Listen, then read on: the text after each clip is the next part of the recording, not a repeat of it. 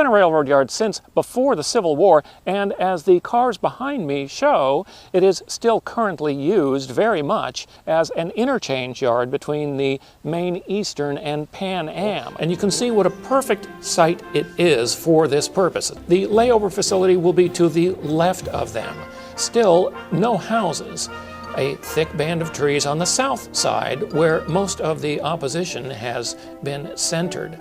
I'm glad that the layover facility will be built here instead of anywhere else. Indeed, it cannot function anywhere else. This is the center of railroad activity for Brunswick, always has been, always will be. That will never change. The steel frame of the building, designed to house 3 Downeaster train sets for light maintenance, is now being erected. This follows years of endless regulatory hearings dealing with objections to the facility by the Brunswick West Neighborhood Coalition. NEPRA satisfied the Federal Railroad Administration, the Maine Department of Environmental Protection, and finally the Board of Environmental Protection that no unresolved issues remained to block construction of this much-needed facility in this active freight yard.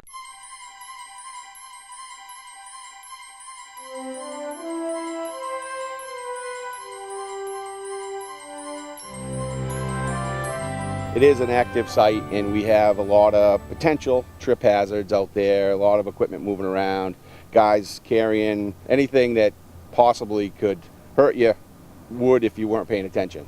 This is the latest technology, obviously.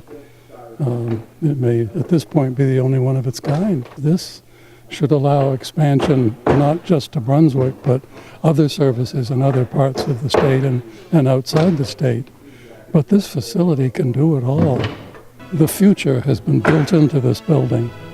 So again, thanks to the Rail Authority and its director for thinking ahead.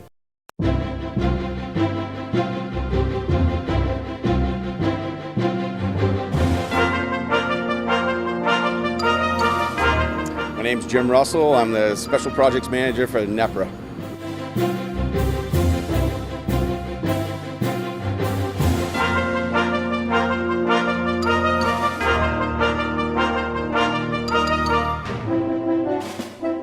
Well, the train, once it's arrived at Brunswick Station and Amtrak conductors and engineers have discharged the passengers, it returns here to the layover facility.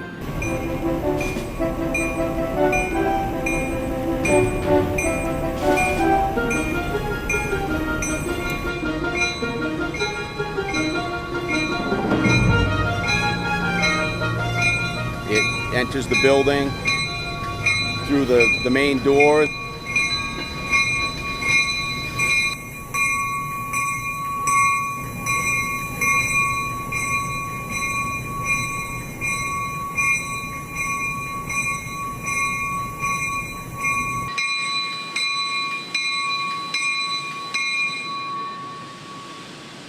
Then comes to rest at the far end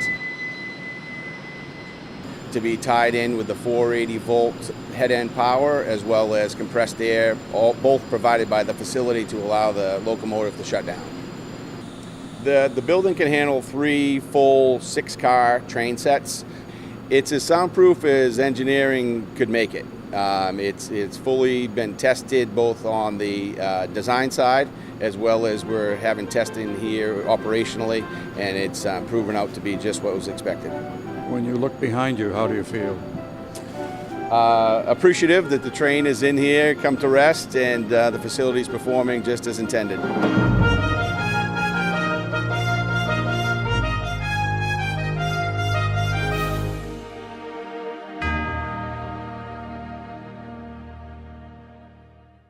Any kind of improvement would be a plus. And this facility, well, you just look around, this is first class. Hello, thank you for coming. We were questioning why it was decided, and then you have those pictures up there with the ice all over it, and we said, oh yeah. Now we know.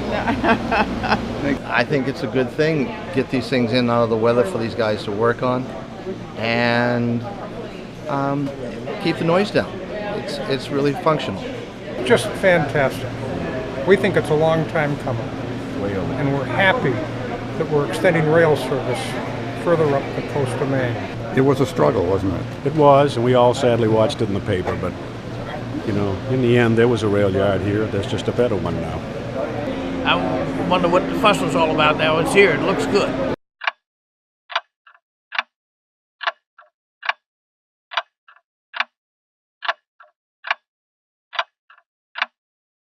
I recommend that you authorize OPEGA to finish its assignment by determining how so many poor decisions could possibly have been made under management that was intended to exercise, quote, reasonable judgment.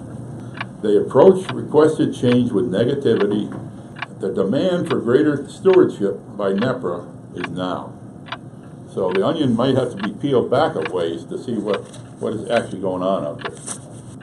In the most recent decade, NEPRA has the appearance of developing a culture of cronyism, lack of transparency, and flawed stewardship of tax dollars while implementing passenger rail service in Maine, New Hampshire, and Massachusetts.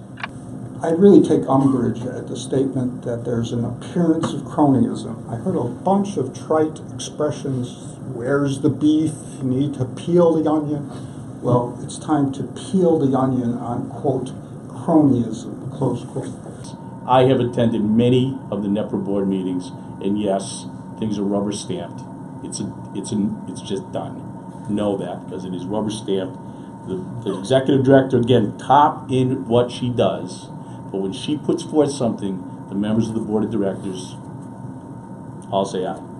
I am offended by the statement of rubber stamping. Anyone who has ever served on a board with me knows that I do not rubber stamp.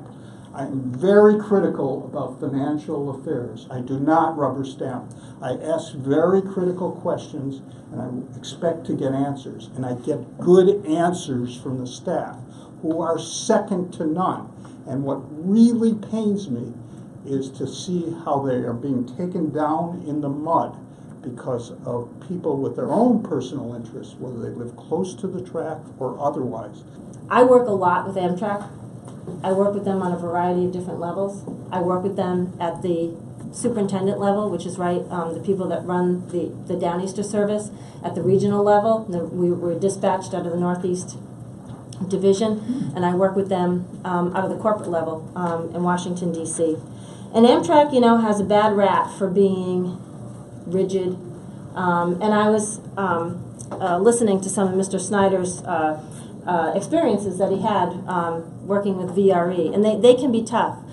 But I also want you to know that we have really developed a great working relationship with Amtrak and have pushed the envelope with them so that they are creative, they are responsive, they do try new things, and we work on that very hard. For instance, we were the very first service in the country to have Wi-Fi service. We worked with Amtrak to pilot e-ticketing. We were, up until a year ago, we were the only Amtrak service to have our own food service. We were the first to implement recycling on board. We do events that nobody does, and when they introduced pets last year, we asked them to modify the policy because we wanted to offer pet access at all stations, even though they were unstaffed, and they allowed us to do that.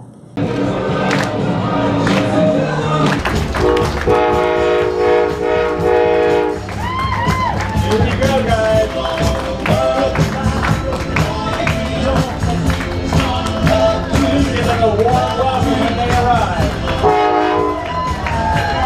Wayne Davis was hands on the side of the tracks and high school cheerleading. Well, this is a great development for Brunswick, for Maine, and for the country. Adding another train, it'll make it more convenient, and it took a lot to get here. It took a vision, starting with Wayne Davis and Train Riders Northeast back in the 80s. It took a partnership of involving all kinds of people, from Amtrak to Pan Am Railroad to Consigli that built the facility, to Patricia, NEPRA, all the people that have made this happen. A partnership is crucial. The third thing it took was perseverance. A project like this is tough. There are always obstacles. There are always people that say, no, you can't. You've got to overcome them. And then the fourth P is passion. People who really care. Going back to people like Wayne Davis, who really are invested in the idea and the concept and are going to make it happen. And that's what happened here today. That's why this is such an exciting day. It was a long time coming, but it feels good. Just very exhilarating. All those years, it was worth it.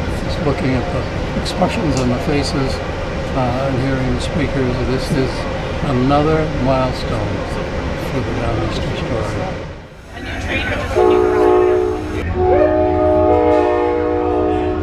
Probably some free photos.